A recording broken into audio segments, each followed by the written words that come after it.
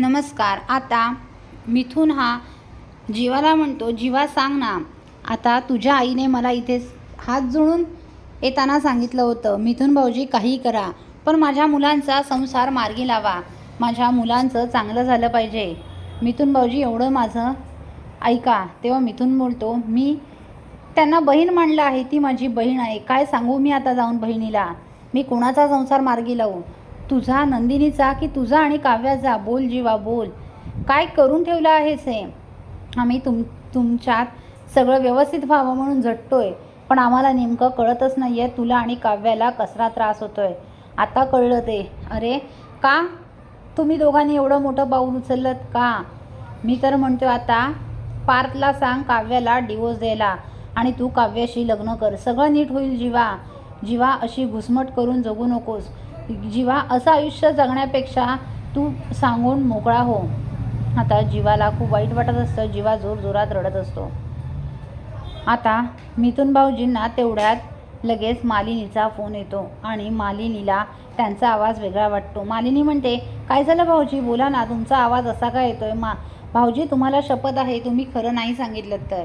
आता तिने शपथ घालून मिथुनला जाळ्यात अडकवलेलं असतं आणि आता शेवटी मिथुनला खरं सांगावं लागतं. तो म्हणतो, वहिनी आपल्या जीवा आणि काव्याचं. तेव्हा लगेच मालिनी म्हणते, काय झालं जीवा आणि काव्याला, बोला भाऊजी बोला. तेव्हा लगेच मिथुन म्हणतो, अहो आपल्या जीवा आणि काव्याचं एकमेकांवर प्रेम होतं लग्नाआधी, म्हणजे पार्थ आणि नंदिनीचं लग्न ठरायच्या आधीच हे दोघं एकमेकांना ओळखत होते आणि एकमेकांच्या प्रेमात होते. ते ऐकून आता मालिनीच्या पायाखालची जमीनच सरकते.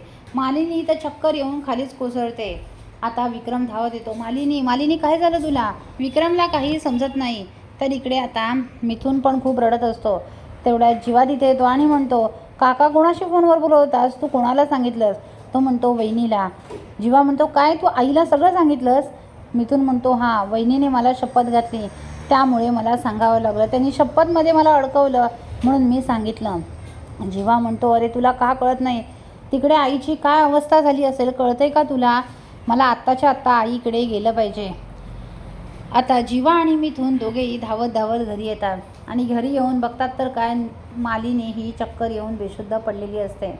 आता जीवा आणि मिथुनला सुद्धा धक्का बसतो.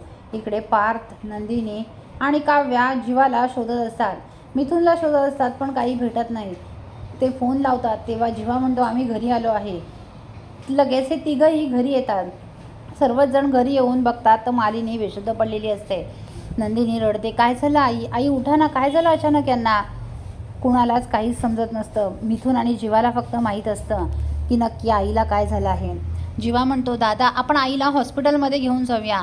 आणि आता पार्थ आणि जीवा मालिनीला हॉस्पिटलमध्ये घेऊन जातात. इकडे काव्याला सुद्धा काही समजत नसतं. जीवा खूपच घाबरलेला असतो. पुढील अपडेट पाहण्यासाठी व्हिडिओला लाईक आणि चॅनलला सबस्क्राईब करायला विसरू नका. थँक्यू.